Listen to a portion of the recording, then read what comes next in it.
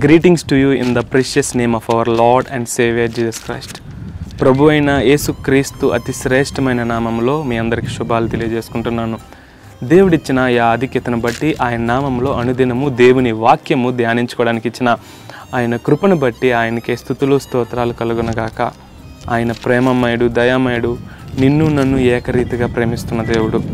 ఈరోజు మన కోసం దేవుడు ఒక వాగ్దానం ఏర్పాటు చేశాడు. అదేంటంటే కీర్తనల గ్రంథము 34వ అధ్యాయము 18వ వచనము.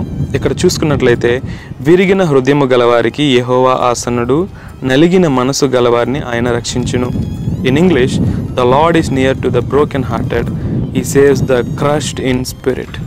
విరిగిన హృదయం గలవారికి ఆయన ఆసన్నుడు. ఎవరి హృదయం అయితే విరిగిపోయి ఉంటుందో, ఎవరి హృదయం అయితే కఠినమైన బాధల్లో ఉంటుందో ఆ హృదయానికి సమీపముగా ఉంటున్నాడు.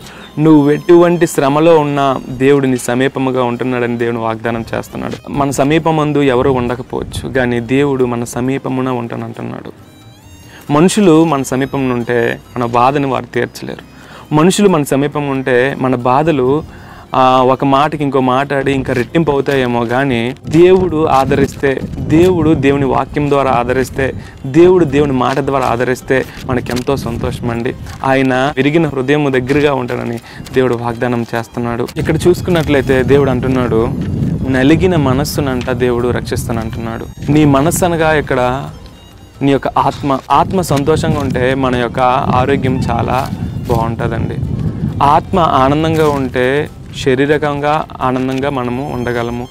ఆత్మ బాధపడితే, ఆత్మ దుఃఖిస్తే, మనసు దుఃఖిస్తే మన శరీరం కూడా బలహీనమైపోయి ఎంతో బాధపడతామండి. ఇక్కడ దేవుడు అంటున్నాడు, నలిగిన మనస్సును ఆయన రక్షిస్తానంటున్నాడు. నలిగిపోయిన ఆత్మ ఈ యొక్క లోకంలో ఎవరూ రక్షించలేరు. దేవుడు అంటున్నాడు, నీ మనసు నలిగిపోతే దేవుడు రక్షిస్తానంటున్నాడు.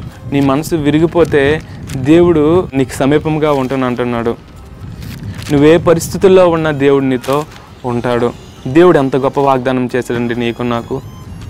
మనం అనుకుంటాం, నా మనసు విరిగిపోయింది, నా మనసు పాడైపోయింది. నీ బాధలో, నీ యొక్క వేదనలో, నీ యొక్క దుఃఖంలో దేవుడు నీతో ఉంటానని అంటున్నాడు. మన శరీరానికి బలహీనత వస్తే ఏదో ఒక మందు వేసుకుంటే తగ్గిపోతుంది, కానీ ఆత్మ బలహీన పడితే దాన్ని బాగు చేసేవారు ఎవరు లేరు.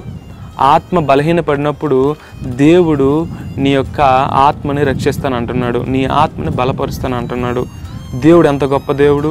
నీ ఆత్మ నశించిపోకుండా నీ ఆత్మని రక్షిస్తానంటున్నాడు. కాబట్టి ఈ వాగ్దానం మన జీవితంలో మనం స్వతంత్రించుకునేలాగా చిన్న ప్రార్థన చేసుకుందామండి. పరిశుద్ధుడా, ప్రేమ కలిగిన దేవా, దయగలిగిన తండ్రి, నీకే వేలాది వందనాలు, నీకే కోట్ల కొలది స్తోత్రాలు. మీరు చేసిన వాగ్దానం బట్టి వందనాలు అయ్యా.